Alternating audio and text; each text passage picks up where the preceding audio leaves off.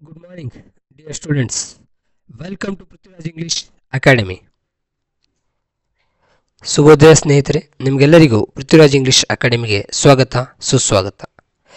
ಈ ಒಂದು ವಿಡಿಯೋದಲ್ಲಿ ನಾನು ಏನು ಮಾಡ್ತಾ ಇದ್ದೀನಪ್ಪ ಅಂದರೆ ರಿವೈಸ್ ಸಿಲೆಬಸ್ ಆಫ್ 2024ನ ಸಿಲೆಬಸನ್ನು ನಾನು ಏನು ಮಾಡ್ತಾ ಇದ್ದೀನಿ ಅಂದರೆ ಎಕ್ಸ್ಪ್ಲನೇಷನ್ ಮಾಡುವಂಥ ಒಂದು ಕಾರ್ಯವನ್ನು ಮಾಡ್ತಾಯಿದ್ದೀನಿ. 10th ಸ್ಟ್ಯಾಂಡರ್ಡಿನ history revise syllabus of 2024 the part 2 chapter number 17 the first war of Indian independence 1857. Already ನಾನು ಏನು ಮಾಡಿದ್ದೀನಪ್ಪ ಅಂದರೆ ಇಂಗ್ಲೀಷ್ ಟು ಇಂಗ್ಲೀಷ್ನಲ್ಲಿ ಇರ್ತಕ್ಕಂಥ ಎಕ್ಸ್ಪ್ಲನೇಷನನ್ನು ನಾನು ಅಪ್ಲೋಡ್ ಮಾಡಿದ್ದೀನಿ. ಇವಾಗ ಇದು ಏನಪ್ಪ ಅಂದರೆ ಇಂಗ್ಲೀಷ್ ಟು ಕನ್ನಡ ಎಕ್ಸ್ಪ್ಲನೇಷನ್ ಇರ್ತದೆ.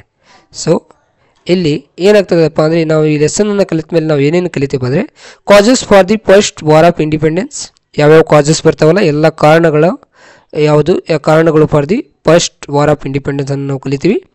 Immediate cause for the revolt, ತತ್ಕ್ಷಣ ಕಾರಣ ಏನಪ್ಪ ಈ ರಿವೋಲ್ಟಿಗೆ ಅನ್ನೋದನ್ನು ಕಲಿತೀವಿ. ಸ್ಪ್ರೆಡ್ ಆಫ್ ದಿ ರಿವೋಲ್ಟ್, ಹೇಗೆ ಇದು ಸ್ಪ್ರೆಡ್ ಆಯಿತು ಮತ್ತು ಇದರ ನೇಚರ್ ಏನು ಅನ್ನೋದನ್ನು ನಾವು ನೋಡ್ತೀವಿ.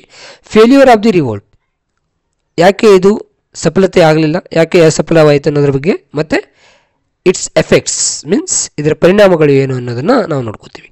So first will becomes introduction, ಪರಿಚಯ ರೀ introduction. With the objective of expanding their rule in India, the British had brought into force the doctrine of subsidiary alliance and the doctrine of lapse policy. ತಮ್ಮ ಸಾಮ್ರಾಜ್ಯವನ್ನು ವಿಸ್ತರಿಸುವ ಸಲುವಾಗಿ ಬ್ರಿಟಿಷರು ನಾನಾ ರೀತಿಯಾದಂಥ ಕಾಯ್ದೆ ಕಾನೂನುಗಳನ್ನು ನಮ್ಮ ದೇಶದಲ್ಲಿ ತರ್ತಾರೆ. ಅದರೊಳಗೆ ಎರಡು ಪಾಲಿಸಿ ಭಾಳ ಫೇಮಸ್ ಅದಾವು. ಅದು ಯಾವಪ್ಪ ಅಂದ್ರೆ doctrine of subsidiary alliance introduced by the Lord Wellesley in 1798. ಯಾವಾಗ್ರಿ 1798 ಒಳಗೆ. So which the first state which are going to accepted the subsidiary alliance in 1798 ಗೊತ್ತಿದೆಯಾ ನಿಮಗೆ? ಯಾವುದು ಫಸ್ಟ್ ಸಂಸ್ಥಾನ ಈ ಸಬ್ಸಿಡಿಯರಿ ಅಲೈನ್ಸನ್ನು ಒಪ್ಕೊಂಡಂಥದ್ದು? ಅದು ಹೈದರಾಬಾದ್. ಅದ್ರ ಜೊತೆಗೆ ಡಾಕ್ಟ್ರಿನ್ ಆಫ್ ಲ್ಯಾಪ್ಸ್ ಪಾಲಿಸಿಯನ್ನು ತರ್ತಾನೆ ರೀ. ಡಾಕ್ಟ್ರಿನ್ ಆಫ್ ಲ್ಯಾಪ್ಸ್ ಪಾಲಿಸಿಯನ್ನು 1848 ಒಳಗೆ ತರ್ತಾರೆ. ಇದ್ರ ಪ್ರಕಾರ ಏನಪ್ಪ, what it means doctrine of lapse means if any Indians ruler died childless, his adopted male child had no legal right over the throne. ಒಂದು ವೇಳೆ ಯಾರಾದರೂ ಇಂಡಿಯಾದು ಅಥವಾ ಭಾರತದ ಯಾವುದಾದ್ರೂ ರಾಜ ಸತ್ತರೆ, ಮಕ್ಕಳಿಲ್ದೇ ಸತ್ತಪ್ಪ, ಅವನು ಯಾರನ್ನಾದರೂ ಒಂದು ವೇಳೆ ಅವನು ಅಡಾಪ್ಟ್ ಮಾಡಿದರೆ, ಅಡಾಪ್ಟ್ ಅಂದರೆ ದತ್ತು ತಗೊಂಡಿದ್ರೆ ಆ ಮಗುವಿಗೆ ಏನಿಲ್ಲ, ಅವನಿಗೆ ಯಾವುದೇ ರೀತಿಯಾದಂಥ ಹಕ್ಕಿಲ್ಲ ಅವನು ರಾಜ ಆಗಲಿಕ್ಕೆ ಅನ್ನೋದು ಇದರದ ನೀತಿಯಾಗಿತ್ತು. ಯಾವುದು? Doctrine of lapse. So many native rulers rose ರಿವೆಲ್ ಫಾರ್ ದೇರ್ ಎಕ್ಸ್ಟೆನ್ಷನ್. ಇಲ್ಲಿ ಭಾಳಷ್ಟು ಜನ ನಮ್ಮ ನೇಟಿವ್ ರೂಲರ್ಸ್ ಅವ್ರೇನು ಮಾಡ್ತಾರಂದ್ರೆ ಬ್ರಿಟಿಷರ ವಿರುದ್ಧವಾಗಿ ಏನು ಮಾಡ್ತಾರೆ ರೀ, ದಂಗೆಯನ್ನು ಹೇಳಕ್ಕೆ ಸ್ಟಾರ್ಟ್ ಮಾಡ್ತಾರೆ. ಆರ್ಮ್ಸ್ ಆ್ಯಕ್ಟ್ ಅನ್ನು ಏನು ಮಾಡ್ತಾರೆ, ಆರ್ಮ್ಸ್ ಆ್ಯಕ್ಟ್ ಅನ್ನೋದನ್ನು ಇಂಟ್ರೊಡ್ಯೂಸ್ ಮಾಡ್ತಾರೆ. ಅಪಾಯಿಂಟ್ಮೆಂಟ್ ಆಫ್ ಇನಾಮ್ ಕಮಿಷನ್ ಎರಡನ್ನು ಏನು ಮಾಡ್ತಾರೆ, ಇನಾಮ್ ಕಮಿಷನ್ ಅಂದರೆ ಏನು, ಅದು ಅಂದ್ರೆ ಪ್ರಕಾರ ಅದರ ಮೀನಿಂಗ್ ಏನಂತ ಹೇಳಿ ತಿಳ್ಕೊಳ್ಳೋದಾದ್ರೆ the inam lands without documents, ಯಾವ್ಯಾವ ಲ್ಯಾಂಡಿನ ಡಾಕ್ಯುಮೆಂಟ್ಸ್ ಇಲ್ಲಲ್ಲ ಅವನ್ನೆಲ್ಲನೂ ಏನು ಮಾಡ್ಕೊಳ್ಳೋದು, ಸೀಜ್ ಮಾಡ್ಕೊಳ್ಳೋದು ಅಥವಾ ವಶಪಡಿಸ್ಕೊಳ್ಳೋದ್ರಿ. ಅದನ್ನು ಏನು ಮಾಡಿದ್ರು ಇವರು ಇಂಟ್ರೊಡ್ಯೂಸ್ ಮಾಡಿದ್ರು. ಒಂದು ಆರ್ಮ್ಸ್ ಆ್ಯಕ್ಟ್ ಆ್ಯಂಡ್ ಇನ್ನೊಂದು ಏನು ರೀ, ಅವು ಎರಡೂ ಪಾಲಿಸಿ ಜೊತೆಗೆ ಇವು ಎರಡು ರೀ. ಯಾವುದು? ಒಂದು ಆರ್ಮ್ಸ್ ಆ್ಯಕ್ಟ್ ಆ್ಯಂಡ್ ಅದ್ರ ಜೊತೆಗೆ ಯಾವುದು? ಇನಾಮ್ ಕಮಿಷನ್. ಇದ್ರ ಮೂಲಕ ಏನಾಯಿತು, ಭಾಳಷ್ಟು ಜನ ಇಂಡಿಯನ್ಸ್ ಏನಾದರೂ ಡಿಸ್ಸ್ಯಾಟಿಸ್ಫೈಡ್ ಆದರು. As a result Indians were upset, they were dissatisfied with the British administration too. ಅವರು ಬ್ರಿಟಿಷ್ ಆಡಳಿತಕ್ಕೂ ಕೂಡ ಏನು ಆಗಿದ್ರಿ, ಡಿಸ್ಸ್ಯಾಟಿಸ್ಫೈಡ್ ಆಗಿದ್ರು. ಯಾರು? ಇಂಡಿಯನ್ಸ್ ರೀ. ಡಿಸ್ಸ್ಯಾಟಿಸ್ಫ್ಯಾಕ್ಷನ್ ಸರ್ಫೇಸ್ಡ್, ಇದೇನು ಮಾಡಿತ್ತು, ದಾರಿ ಮಾಡಿಕೊಡ್ತ್ರಿ ರಿವೋಲ್ಟ್. ಯಾವುದು? ದಂಗೆ. ಯಾವ ದಂಗೆ ರೀ? 1857 ದಂಗೆಗೆ, 1857 ಒಂದು ದಂಗೆಗೆ ಏನಾಯಿತು, ಇದೆಲ್ಲನೂ ಏನಾಯಿತು, ಕಾರಣ ಆಯಿತು. So many Indians are going to called it as the first war of independence. ನಮ್ಮ ಇಂಡಿಯನ್ ಹಿಸ್ಟರಿಯನ್ಸ್ ಅಥವಾ ಇತಿಹಾಸಕಾರರು ಏನಂತೇಳಿ ಕರೀತಾರಪ್ಪ ಅಂದರೆ ಇದನ್ನು ದ ಫಸ್ಟ್ ವಾರ್ ಆಫ್ ಇಂಡಿಪೆಂಡೆನ್ಸ್ ಅಂತೇಳಿ ನಾವು ಕರಿತೀವಿ. But the British historians are going to called it as the sepoy mutiny. Britishers ಏನಂತೇಳಿ ಕರೀತಾರೋ ಅವರು ಇತಿಹಾಸಕಾರರು ಇದನ್ನು ಇದು ಬರೀ ಸಿಪಾಯಿಗಳ ದಂಗೆ ಅಷ್ಟೇ, ಅಂದರೆ ಇದು ಬರೀ ಸೈನಿಕರ ದಂಗೆ ಅಷ್ಟೇ, ಇದು ಫಸ್ಟ್ ವಾರ್ ಆಫ್ ಇಂಡಿಪೆಂಡೆನ್ಸ್ ಅಲ್ಲ. ಯಾಕಂದರೆ ಇದ್ರೊಳಗೆ ಬರೀ ಸಿಪಾಯಿಗಳಷ್ಟೇ ಅಥವಾ ಸೈನಿಕರಷ್ಟೇ ಭಾಗವಹಿಸಿದರು ಅನ್ನೋದು ಅವ್ರದ್ದು ಏನಿದೆ ಎಕ್ಸ್ಪ್ಲನೇಷನ್ ಅಥವಾ ವಾದ ಇದೆ. ಸೊ ನಮ್ಮ ವಾದ ನಮಗೆ, ಅವ್ರ ವಾದ ಅವರಿಗೆ, ನಮ್ಮ ವಾದ ಏನಪ್ಪ ಅಂದ್ರೆ ನಾವೇನಂತೇಳಿ ಕರಿತೀವಿ ಇದನ್ನಂದ್ರೆ the first war of independence ಅಂತಲೇ ಕರೆಯೋದು ನಾವು. ಅವ್ರು ಸಿಪಾಯಿ ಮುಟ್ಟಿ ಅಂತೇಳಿ ಕರ್ಕೊಳ್ಳಿ, ನಮಗೇನು ಬೇಕಾಗಿಲ್ಲ. ನಮಗೆ ಬೇಕಾಗಿದ್ದೇನು the first war of independence 1857 ಅಂತೇಳಿ ಕರೆಯೋದು ನಾವು next movie causes for the first war of independence ಅಥವಾ ಕಾರಣಗಳು ಏನಪ್ಪ ಅಂದ್ರೆ ಫಸ್ಟ್ ವಾರ್ ಆಫ್ ಇಂಡಿಪೆಂಡೆನ್ಸ್ಗೆ. ಸೊ ಫಸ್ಟ್ ಅದರೊಳಗೆ ಏನು ಬರ್ತಾವೆ, 4 ಮೇಜರ್ ರೀಸನ್ ಬರ್ತಾವ್ರಿ ಅಥವಾ ಕಾಜಸ್ ಬರ್ತಾವ್ರಿ. Political causes, economics causes, administrative causes and military causes. ರಾಜಕೀಯ ಕಾರಣಗಳು, ಆರ್ಥಿಕ ಕಾರಣಗಳು, ಆಡಳಿತಾತ್ಮಕ ಕಾರಣಗಳು ಮತ್ತು ಸೈನಿಕ ಕಾರಣಗಳು ಅಥವಾ ಮಿಲಿಟರಿ ಕಾರಣಗಳು. ನಾವು come to the first one, political causes. First ಯಾವ್ದು, ರಾಜಕೀಯ ಕಾರಣಗಳನ್ನು ತಿಳ್ಕೊಂಡು. Many kingdoms lost their rights due to the doctrine of lapse brought by the Britishers. Dalhousie ಏನಾಯಿತು, ಭಾಳಷ್ಟು ಜನ ಇಂಡಿಯನ್ ಕಿಂಗ್ಸ್ ಏನು ಮಾಡ್ಕೊಂಡ್ರು, ತಮ್ಮ ಒಂದು ರೈಟನ್ನು ಕಳ್ಕೊಂಡ್ರು. ಎದರ ಮೂಲಕ ಅಂದರೆ ಡಾಕ್ಟ್ರಿನ್ ಆಫ್ ಲಾಸ್ ಪಾಲಿಸಿಯಿಂದ, ಯಾವುದು ಬ್ರಿಟಿಷರು ಜಾರಿಗೆ ತಂದ್ರಂತ. ಯಾವ್ಯಾವ ಕಿಂಗ್ಡಮ್ಸ್ ರೀ ಅಂಥವು ತಮ್ಮ ಒಂದು ಇದನ್ನು ಕಳ್ಕೊಂಡು ಹಕ್ಕನ್ನು ಕಳ್ಕೊಂಡಂಥದ್ದು ಅಂದ್ರೆ Satara, Jaipur, Jhansi, Udaipur and other kingdoms. ಇದ್ರ ಜೊತೆಗೆ ಭಾಳಷ್ಟು ಕಿಂಗ್ಡಮ್ ಬರ್ತಾವ್ರಿ.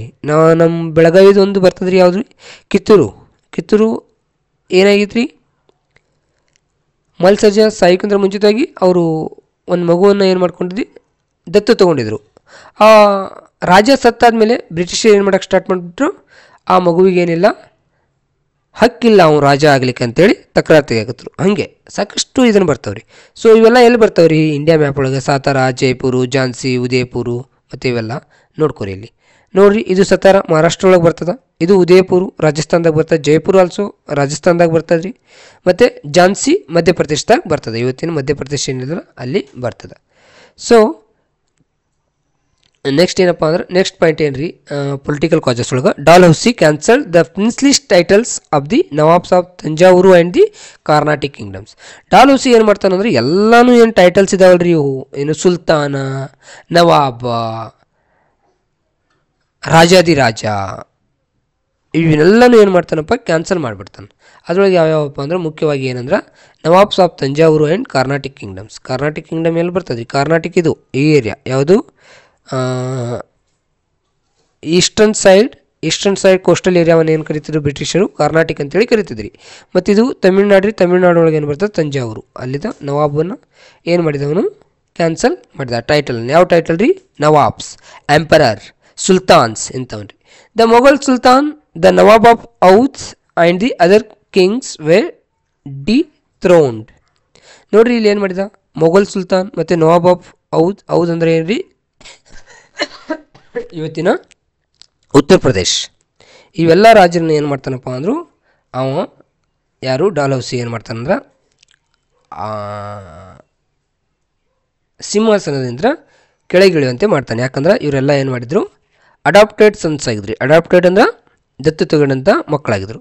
ಇದರಿಂದ ಏನಾಯಿತು, ಹಿಂಗೆಲ್ಲ ಮಾಡೋದ್ರಿಂದ ಇವೆಲ್ಲ ರಾಜ್ಯದ ಅಥವಾ ಸಂಸ್ಥಾನಗಳೇನು ಸಿಪಾಯಿಗಳಿದ್ರಲ್ಲ ಅವರೆಲ್ಲ ಏನಾದರೂ ಲಾಕ್ಸ್ ಆಫ್ ಸೋಲ್ಜರ್ಸ್ ವ dependent on these Kings became the unemployment. ಇವರೆಲ್ಲ ಏನಾದರೂ ನಿರುದ್ಯೋಗಿಗಳಾದರು. ಹಾಗಾಗಿ ಅವ್ರು ಏನು ಮಾಡಿದರು, ಇವ್ರ ವಿರುದ್ಧವಾಗಿ ಯುದ್ಧವನ್ನು ಮಾಡೋಕ್ಕೆ ರೆಡಿಯಾಗಿದ್ದಾರೆ ಯಾರ್ರೀ, ಸೋಲ್ಜರ್ಸು. ಸೊ ಇದು ಒಂದು ರೀಸನು. ಸೊ ನೆಕ್ಸ್ಟ್ ಯಾವುದ್ರಿ, ಎಕನಾಮಿಕ್ ಕಾಜಸ್, ಆರ್ಥಿಕ ಕಾರಣಗಳು. Due to the development of industrialisation in England.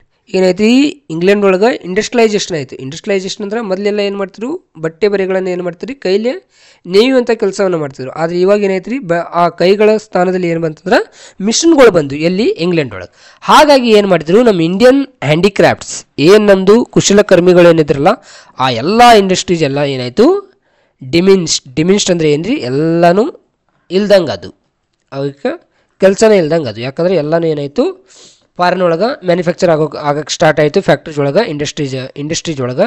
ಹಾಗಾಗಿ ಅವೆಲ್ಲ ಏನಾಗಿತ್ತು, ಕಡಿಮೆ ಬೆಳೆ ಒಳಗೆ ಸಿಗುವಂಥದ್ದಾಯಿತು. ನಮ್ಮ ಮಂದಿ ಏನು ಇದನ್ನು ಮಾಡಕತ್ತಲ್ಲ ಅವರೆಲ್ಲ ಆಯಿತು ಜಾಸ್ತಿ ರೇಟ್ ಒಳಗೆ ಸಿಗುವಂಥದ್ದಾಯಿತು. ಹಾಗಾಗಿ ನಮ್ಮ ಮಂದಿ ಏನು ಮಾಡಕತ್ತರು, ಕಡಿಮೆ ರೇಟಿಗೆ ಯಾವ್ದು ಸಿಗ್ತದೋ ಅದನ್ನು ಪರ್ಚೇಸ್ ಮಾಡೋಕ್ಕೆ ಸ್ಟಾರ್ಟ್ ಮಾಡಿದ್ರು. ದೆನ್ ನೆಕ್ಸ್ಟ್ ಈಸ್ ಏನಪ್ಪ ಅಂದ್ರೆ, ನೆಕ್ಸ್ಟ್ ಏನಂದ್ರೆ ದ ಆರ್ಟಿಜನ್ಸ್ ಅಂದ್ರೆ ಕುಶಲಕರ್ಮಿಗಳು, ಕುಶಲಕಾರರಿಗೆ ಏನಾಯಿತು, ಕೆಲಸನೇ ಇಲ್ದಂಗೆ ಆಯಿತು. ಮತ್ತು ವಿವರ್ಸ್ ಏನು ನೇಯುವಂಥ ಕೆಲಸವನ್ನು ಏನು ಮಾಡ್ತಿರಲ್ಲ ಅವರು ಫಸ್ಟ್ ವಿಕ್ಟಿಮ್ಸ್ ಇದಕ್ಕೆ ಏನು ಮಾಡಿದ್ರು, ಅವರು ವಿಕ್ಟಿಮ್ಸ್ ಆಗಿದ್ರಿ. ಯಾಕಂದ್ರೆ ಊಲು ಮತ್ತು ಕ್ಲಾತ್ ಮೇಕಿಂಗ್ ಇಂಡಸ್ಟ್ರೀಸ್ ಎಲ್ಲನೇನಾಯಿತು, ಸಫರ್ಡ್ ಆಗಕ್ಕೆ ಸ್ಟಾರ್ಟ್ ಆಯಿತು. ನೆಕ್ಸ್ಟ್ ಏನು ರೀ, ನೆಕ್ಸ್ಟ್ ಕಾಸಸ್ ಫಾರ್ ದಿ ಯಾವುದು ಎಕನಾಮಿಕ್ನಲ್ಲಿ the Indian handicrafts became the financially pathetic. ಅವರು ಫೈನಾನ್ಷಿಯಲಿ ಭಾಳ ಅಂದ್ರೆ ಭಾಳ ಏನಾದರೂ ವೀಕ್ ಆಗಕ್ಕೆ ಸ್ಟಾರ್ಟ್ ಆಯಿತು. Due to the zamindar system the farmers were exploited by the zamindars. Britishers ಏನು ಮಾಡಿದ್ರಿ, ಜಮೀನ್ದಾರ್ ಸಿಸ್ಟಮನ್ನು ಜಾರಿಗೆ ತಂದಿದ್ರಿ. ಜಮೀನ್ದಾರ ಅಂದರೆ ಏನು ರೀ, ಇಡೀ ಒಂದು ಅಥವಾ ಒಂದಕ್ಕಿಂತ ಜಾಸ್ತಿ ಹಳ್ಳಿಗೆ ಏನಾಯ್ತಿದ್ರು ಒಬ್ಬ ಜಮೀನ್ದಾರ್ ಇರ್ತಿದ್ದ. ಅವ್ನು ಏನು ಮಾಡ್ತಿದ್ದಂದ್ರೆ ಒಂದು ಎಕ್ಯುರೇಟ್ ಡೇಟಿಗೆ ಏನು ಮಾಡ್ತಿದ್ದ, ಆ ಎಲ್ಲ ಹಳ್ಳಿಗಳಿಗೆ ರಿಲೇಟೆಡ್ ಆಗಿರ್ತಕ್ಕಂಥ ಎಲ್ಲ ಟ್ಯಾಕ್ಸನ್ನು ಏನು ಮಾಡ್ತಿದ್ದ, ತನ್ನ ಕೈಲೇ ತುಂಬ್ತಿದ್ದ. ಆಮೇಲೆ ಏನು ಮಾಡ್ತಿದ್ದ, ತನಗೆ ಎಷ್ಟು ಬೇಕೋ ಅಷ್ಟು ಏನು ಮಾಡ್ತಿದ್ದ ಫಾರ್ಮರ್ಸ್ ಕಡೆ ಅಂದ್ರೆ. ಈಗ ಸಪೋಸ್ ಅವನು ಈಗ ಒಂದು ಫಾರ್ಮರ್ ಪರವಾಗಿ ಒಂದು ಬ್ಯಾಗನ್ನು ಏನಾದರೂ ಅವನು ಆಸ್ ಎ ಲ್ಯಾಂಡ್ ಟ್ಯಾಕ್ಸ್ ಆಗಿ ಕೊಟ್ಟಿದ್ರೆ ಇಲ್ಲಿ 5-6 ಕೇಳಕ್ಕೆ ಸ್ಟಾರ್ಟ್ ಮಾಡಿದ. ಹಾಗಾಗಿ ಇದು ಎಕ್ಸ್ಪ್ಲೈಟೆಡ್ ಮಾಡೋಕ್ಕೆ ಸ್ಟಾರ್ಟ್ ಆಯಿತು. Land tax collection rights were awarded to the taluqdars were withdrawn. ಇಲ್ಲಿ ತಾಲೂಕ್ದಾರರಿಗೆ ಏನು ಕೊಟ್ಟಿದ್ರು, ಲ್ಯಾಂಡ್ ಟ್ಯಾಕ್ಸನ್ನು ಕಲೆಕ್ಟ್ ಮಾಡೋಕ್ಕೆ ಕೊಟ್ಟಿದ್ರು. ಅದನ್ನೇನು ಮಾಡಿದ್ರು, ಕ್ಯಾನ್ಸಲ್ ಮಾಡಿದ್ರು. As a result the farmers had to undergo a lot of economic hardships and felt insulted.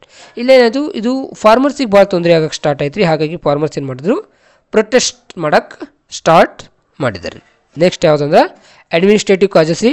ಅದ್ರೊಳಗೆ ಫಸ್ಟ್ ಒಂದು ಯಾವುದಂದ್ರೆ British brought into force new civil and criminal laws. ಏನು ಮಾಡಿದ್ರು, new civil and the criminal ಲಾಸನ್ನು ಏನು ಮಾಡಿದ್ರಿ, introduce ಮಾಡಿದ್ರು. ಅವು ಎಲ್ಲನೂ ಏನಾಗ್ತಿದ್ವು, these are going to applicable by the only for the Indians. ಅವು ಎಲ್ಲ ಎರಡು new civil and criminal laws ಏನಿದ್ವಲ್ಲ ಅವು ಎರಡೂ ಏನಾಗ್ತಿದ್ವು ಅಂದ್ರೆ ಬರೀ ಇಂಡಿಯನ್ ಸಿಟಿಜನ್ಸ್ಗಷ್ಟೇ ಏನಾಗ್ತಿತ್ತು ಅಪ್ಲಿಕೇಬಲ್ ಆಗಿತ್ತು. ಬ್ರಿಟಿಷ್ದವ್ರಿಗೆ ಏನಾಗ್ತಿದ್ದು ಅದು ಅಪ್ಲಿಕೇಬಲ್ ಆಗ್ತಿರಲಿಲ್ಲ. And English became the language of the courts. ಇಲ್ಲೇನಾಯಿತು, ಇಂಗ್ಲೀಷನ್ನು ಏನು ಮಾಡಿದ್ರು, ಲ್ಯಾಂಗ್ವೇಜ್ ಆಫ್ ದಿ ಕೋರ್ಟ್ಸ್ ಮಾಡಿದ್ರು. ಕೋರ್ಟ್ ಒಳಗೆಲ್ಲನೂ ಏನು ಮಾಡಾಕಿದ್ರು, ಇಂಗ್ಲೀಷನ್ನು ಆಫಿಷಿಯಲ್ ಲ್ಯಾಂಗ್ವೇಜ್ ಆಗಿ ಬಳಸೋಕ್ಕೆ ಸ್ಟಾರ್ಟ್ ಮಾಡಿದ್ರು. ಅದೇನಾಗ್ತಿತ್ತು, ಬರೀ ಜಡ್ಜು ಮತ್ತು ಲಾಯರ್ಸಿಗೆ ಅಷ್ಟೇ ತಿಳಿತೈತೆ ರೀ. ನಮ್ಮಂಥ ಕಾಮನ್ ಜನ ಏನಿದ್ರಲ್ಲ ನಮ್ಮ ಇಂಡಿಯನ್ಸ್ ಅವರಿಗೇನು ಅದ್ರ ಬಗ್ಗೆ ನಾಲೆಜೇ ಇರಲಿಲ್ಲ. ಹಾಗಾಗಿ ನಮ್ಮನ್ನು ಇನ್ನೊಂದು ಥರ ಅದು ಹತ್ತಿಕ್ಕುವಂಥ ಕಾರ್ಯವನ್ನು ಏನು ಮಾಡ್ತೀರಿ, ಇಂಗ್ಲೀಷು ನಮ್ಗೆ ಮಾಡ್ತೀವಿ. ಯಾಕಂದ್ರೆ ನಮ್ಗೆ ಯಾರಿಗೂ ಬರ್ತಾ ಇರಲ್ಲ ಕಾಮನ್ ಜನರಿಗೆ. Most of the time the British judge favour the British. ಇಲ್ಲೇನಾಗ್ತಿರಿ, ಬ್ರಿಟಿಷ್ ಜಡ್ಜ್ ಇರ್ತಿದ್ದ, ಅವ ಏನು ಮಾಡ್ತಿದ್ದ, ಬ್ರಿಟಿಷರ ಪರವಾಗಿನ ಏನು ಮಾಡ್ತಿದ್ದ, ತನ್ನ ತೀರ್ಪನ್ನು ಕೊಡ್ತಿದ್ದ. ಹಾಗಾಗಿ ಇಲ್ಲಿ ಇಂಡಿಯನ್ಸಿಗೆ ಭಾಳ ಸಫರ್ ಆಗ್ತೈತಿ ಕೋರ್ಟಿಗೆ ಹೋದರೂ ಕೂಡ. ನೆಕ್ಸ್ಟ್ ಯಾವ್ದು ರೀ, ಮಿಲಿಟ್ರಿ ಕಾಸಸ್. ಸೊ ಇಲ್ಲೇನು ರೀ, the condition of the Indian soldiers British army ಒಳಗೆ ಏನಾಗಿತ್ತು, ಭಾಳ ಪೆಥೆಟಿಕ್ ಆಗಿತ್ತು ರೀ. ಸ್ಟೇಟಸ್ಸು, ಶಾಲರಿ ಆ್ಯಂಡ್ ಅಪಾರ್ಚುನಿಟೀಸ್ ಎಲ್ಲನೂ ಏನು ಮಾಡೋಕ್ಕೆ ಪ್ರಮೋಷನ್ ಆಗೋಕ್ಕೆ ಏನಾಗಿದ್ದು ಬರೀ ಬ್ರಿಟಿಷ್ ಸೋಲ್ಜರ್ಗೆ ಅಷ್ಟೇ ಕೊಟ್ಟಿದ್ದಾರೆ ರೀ. ಇಂಡಿಯನ್ ಸೋಲ್ಜರ್ಸ್ಗೆ ಆ ರೀತಿಯಾದಂಥ ಯಾವುದೇ ಸೌಲಭ್ಯವನ್ನು ಅಥವಾ ಸವಲತ್ತನ್ನು ಕೊಟ್ಟಿರಲಿಲ್ಲ. ಇಲ್ಲಿ ನಮ್ಮ ಇಂಡಿಯನ್ಸಿಗೆ ಏನಂದ್ರೆ ಲಾಸ್ಟು ಹೈಯರ್ ಪೋಸ್ಟ್ ಅಂದ್ರೇನು, ಸುಬೇದಾರ್ ಅಂದ್ರೆ ಏನು, ಒಂದು ಗ್ರೂಪಿನ ನಾಯಕ ಆಗ್ತಿದೆ ಅಷ್ಟೇ ರೀ. ಅದರ ಪೂರ್ತಿ ಒಂದು ಸೈನ್ಯಕ ನಾಯಕ ಯಾರು ಇರ್ತಿದ್ರು ಅಂತ ಸಾಕಷ್ಟು ಗ್ರೂಪ್ಗಳು ಇರ್ತಿದ್ವು. ಎಲ್ಲದಕ್ಕೂ ಒಂದೊಂದು ಸುಬೇದಾರ್ ಇರ್ತಿದ್ರು. ಅದ್ರ ಮೋಸ್ಟ್ ಆಫ್ ದಿ ಟೈಮ್ ಅವ್ರು ಬ್ರಿಟಿಷರು ಇರ್ತಿದ್ರು. ಮತ್ತು ಲಾಸ್ಟ್ ನಮ್ದು ಹೈಯೆಸ್ಟ್ ಪೋಸ್ಟ್ ಅಂದ್ರೆ ಅದೇ ಇಂಡಿಯನ್ಸ್ಗೆ, ಎಲ್ಲ ಸೋಲ್ಜರ್ಸ್ ಅಷ್ಟೇ. ಅದು ಎಲ್ಲದಕ್ಕೂ ಸೇರಿಸಿ ಏನಿರ್ತಿದ್ರು, ಬ್ರಿಟಿಷರೇ ಏನು ಹೆಡ್ ಇರ್ತಿದ್ರು. The religious sentiments of the Indian soldiers were disturb. ಏನಾಗ್ತೈತೆ ರೀ, ಯಾವಾಗ ನಮ್ಮ ಇಂಡಿಯನ್ಸ್ಗೆ ಏನಾಗ ಬಂತು, ರಿಲಿಜಿಯಸ್ ಸೆಂಟಿಮೆಂಟ್ ಏನಾಗುತ್ತೆ ರೀ, ಡಿಸ್ಟರ್ಬ್ ಆಗುತ್ತದೆ. ಯಾಕಂದ್ರೆ ಬ್ರಿಟಿಷರು ಏನು ಮಾಡ್ತಿದ್ರು, ನಮ್ಮ ಇಂಡಿಯನ್ ಸೋಲ್ಜರ್ಸಿಗೆ ಬಾರ್ಡರನ್ನು ಕ್ರಾಸ್ ಮಾಡಿ ಅಥವಾ ಸಾಗರಗಳನ್ನು ದಾಟಿ ಒಂದು ಏನು ಮಾಡಬೇಕಾಗಿತ್ತು ರೀ, ಅವರು ಸೇವೆಯನ್ನು ಸಲ್ಲಿಸುವಂಥ ಕಾರ್ಯವನ್ನು ಮಾಡಬೇಕಾಗಿತ್ತು. ಹಾಗಾಗಿ ನಮ್ಮ ಇಂಡಿಯನ್ಸ್ ಏನು ಮಾಡಾಕತ್ತಿದ್ರು, ಅದಕ್ಕೂ ಅಪೋಸ್ ಮಾಡಾಕತ್ತಿದ್ರು. ನೆಕ್ಸ್ಟ್ ಏನು ರೀ, eruption of the revolt and it's spread. ಇದು ಹೇಗೆ ಇದು ಸ್ಪ್ರೆಡ್ ಹಾಕ್ಕೊಂತ ಹೋಯಿತು ಈ ರೆವಲ್ಯೂಷನ್ ಅದ್ರ ಬಗ್ಗೆ ನೋಡೋಣ. ಫಸ್ಟ್ ಏನು, a rumor spread among the soldiers that cottages used in the rifle called Royal Enfield were greased with the fat of cows and pigs. ಏನಾಗಿತ್ತು ಅಂದರೆ ಇಲ್ಲಿ ಒಂದು ರೂಮರ್ ಸ್ಪ್ರೆಡ್ ಆಯ್ತು ರೀ ಎಲ್ಲ ಸೋಲ್ಜರ್ಸಿಗೆ. ಕಾಟೇಜ್ ಅಂದ್ರೆ ಏನು ಸಿಡಿ ಮದ್ದನ್ನು ಏನು ಬಳಸ್ತಾರಲ್ಲ, ಅದು ಏನು ರಾಯಲ್ ಎನ್ಫೀಲ್ಡ್ ಗನ್ ಒಳಗೆ ಅಥವಾ ರೈಫಿಲ್ ಒಳಗೆ ಏನು ಬಳಸೋದಾಗಿತ್ತಲ್ಲ, ಅದಕ್ಕೆ ಏನು ಮಾಡಿದಾರೆ ರೀ, ಫ್ಯಾಟ್ ಅನ್ನು ಅಥವಾ ಕೊಬ್ಬನ್ನು ಸವರಿದ್ರು. ಯಾವುದ್ರಿ, ಆಕಳು ಮತ್ತು ಹಂದಿಗಳದ್ದು. ಸೊ ಕೌ ಏನಾಗಿತ್ತು ರೀ, ಇಂಡಿಯನ್ಸಿಗೆ ಸೀಕ್ರೆಟ್ ಅಂದ್ರೆ ಪವಿತ್ರವಾಗಿದ್ದು ರೀ. At the same time pigs ಏನಾಗಿದ್ದು ಮುಸ್ಲಿಮ್ಸರಿಗೆ ಬ್ಲಾಸ್ಫೇಮಸ್ ಅಂದ್ರೆ ಧರ್ಮಕ್ಕೆ ಅಪವಿತ್ರವಾಗಿತ್ತು ಅಥವಾ ವಿರುದ್ಧವಾಗಿತ್ತು ರೀ. ಹಾಗಾಗಿ ಇದು ಏನಾಯಿತು, ದೊಡ್ಡ ಮಟ್ಟದ ವಿರುದ್ಧ ಬ್ರಿಟಿಷರ ಆಡಳಿತಕ್ಕೆ ಆಯ್ತು ಅನ್ಬೇಕು. ಸೊ ಇದು same rumour spread to the Barrackpore ಎಲ್ಲಿ ಬರ್ತದೆ ಅಂದ್ರೆ ಬೆಂಗಾಳ ಒಳಗೆ ಬರ್ತದೆ ರೀ. ಬಾರಕ್ಪುರು ಇವತ್ತಿನ ಬೆಂಗಾಳ ಏನಿದೆಯಲ್ಲ, ಇಲ್ಲಿ ಬಾರ್ಡರ್ ಆಫ್ ದಿ ಬಾಂಗ್ಲಾದೇಶ ಇಂದ ಇದಕ್ಕೆ ಬರ್ತದೆ, ವೆಸ್ಟ್ ಬೆಂಗಾಲಿಗೆ. ಸೊ ಅಲ್ಲಿ ಸ್ಪ್ರೆಡ್ ಆಯಿತು. ಅಲ್ಲಿ ಏನಾಯ್ತಂದ್ರೆ ಬ್ರಿಟಿಷ್ ಆಫೀಸರ್ಸ್ ಏನು ಮಾಡಕತ್ತಂದ್ರೆ ಆರ್ಡರ್ ಮಾಡಕತ್ತದ್ರಿ, ಏನು ಈ ರೈಫಲನ್ನು ನೀವು ಬಳಸಲೇಬೇಕು, ಮತ್ತು ಇದನ್ನು ಬಳಸಬೇಕಾದ್ರೆ ಏನಾಗಿತ್ತು, ಇದನ್ನು ಕಚ್ಚಿ ಅದು ಸಿಡಿಮದ್ದನ್ನು ತೆಗಿಬೇಕಾಗಿತ್ತು ಹೊರಗೆ, ಮತ್ತು ಅದನ್ನು ತುಂಬಬೇಕಾಗಿತ್ತು ರೀ ರೈಫಲ್ ಒಳಗೆ. ಸೊ ಅದಕ್ಕೆ ನಮ್ಮ ಭಾಳಷ್ಟು ಜನ ಏನು ಮಾಡಿದ್ರು, ರಿಫ್ಯೂಸ್ ಮಾಡಕತ್ತರು. ರಿಫ್ಯೂಸ್ ಅಂದರೆ ಏನು ರೀ, ವಿರೋಧ ಮಾಡಕತ್ತರು. And Indian soldier named as Mangal Pandey ಅಂತೇಳಿ ನಮ್ಮ ಇಂಡಿಯನ್ ಒಂದು ಸೋಲ್ಜರ್ ಅವ ಏನು ಮಾಡಿದ್ರೆ ಬ್ರಿಟಿಷ್ ಆಫೀಸರ್ನ ಕೊಲೆ ಮಾಡಿದ, ಇದನ್ನು ಅಪೋಸ್ ಮಾಡ್ತಾ. So soon he was arrested by the British and hang to death. ಅವನೇನು ಮಾಡಿದರು, ಹಿಂಗೆ ಮಾಡೋಣ, ಅವನು ತೊಗೊಂಡ್ರು, ಅರೆಸ್ಟ್ ಮಾಡಿದ್ರು, ಅವನ್ನ ಹ್ಯಾಂಗ್ ಹಾಕ್ಬಿಟ್ರು. ಇದು ಏನು ಮಾಡ್ತು, ನಮ್ಮ ಇಂಡಿಯನ್ ಸೋಲ್ಜರ್ಸಿಗೆ ಏನು ಮಾಡ್ತೀವಿ, ಕೆರಳಿಸ್ತಿರ್ತೀವಿ. ಹಾಗಾಗಿ ಇಲ್ಲಿ ನೋಡ್ರಿ, ಮಂಗಲ್ ಪಾಂಡೆ ಇವರು ನೋಡ್ಕೊರಿ ಕರೆಕ್ಟಾಗಿ. ಸೊ ಅಲ್ಲಿ ಬಾರಕ್ಪುರದಿಂದ ಏನಾಯಿತು, ಡೈರೆಕ್ಟ್ ಇದೇನಾಯಿತು ಉತ್ತರ ಪ್ರದೇಶಕ್ಕೆ ಹರಡ್ಕೊಳ್ತ್ರಿ. ಇದು ನೆಕ್ಸ್ಟ್ ಯಾವುದು, ಮೀರತ್ ಇದೇನಾಗಿತ್ತು, ಒಂದು ಸ್ಟ್ರಾಂಗ್ ಮಿಲಿಟ್ರಿ ಬೇಸ್ ಆಗಿತ್ತು ರೀ ಬ್ರಿಟಿಷರಿಗೆ. ಇದು ಭಾಳ ಸ್ಟ್ರಾಂಗ್ ಮಿಲಿಟ್ರಿ ಬೇಸ್ ಆಗಿತ್ತು. ಬಟ್ ಇಲ್ಲಿನೂ ಇಂಡಿಯನ್ ಸೋಲ್ಜರ್ಸ್ ಏನು ಮಾಡಾಕಿದ್ರು, greased cartridges, they are not ready to use them. The soldiers were imprison. ಯಾರು ಇದನ್ನು ರಿಫ್ಯೂಸ್ ಮಾಡ್ತಾರಲ್ಲ ಅವರೆಲ್ಲ ಏನು ಮಾಡಿದ್ರು, ಇಂಪ್ರಿಸನ್ ಜೈಲ್ ಒಳಗೆ ಹಾಕಕ್ಕೆ ಸ್ಟಾರ್ಟ್ ಮಾಡಿದ್ರು. ನಮ್ಮ ಇಂಡಿಯನ್ಸ್ ಏನು ಮಾಡಾಕಿದ್ರು, ಯಾರ್ಯಾರು ಜೈಲ್ ಒಳಗೆ ಹಾಕಿದಾರಲ್ಲ ಆ ಪ್ರಿಸನ್ಸ್ ಎಲ್ಲ ಏನು ಮಾಡಿದ್ರು, ರಿಲೀಸ್ ಮಾಡ್ಕೊಂತ ಜೈಲ್ ಒಳಗನ್ನು ಖಾಲಿ ಮಾಡ್ಕೊಂತ ಲೂಟಿ ಮಾಡ್ಕೊಂತ ಮುಂದುವರ್ಕೊಂಡು ಹೋದ್ರಿ.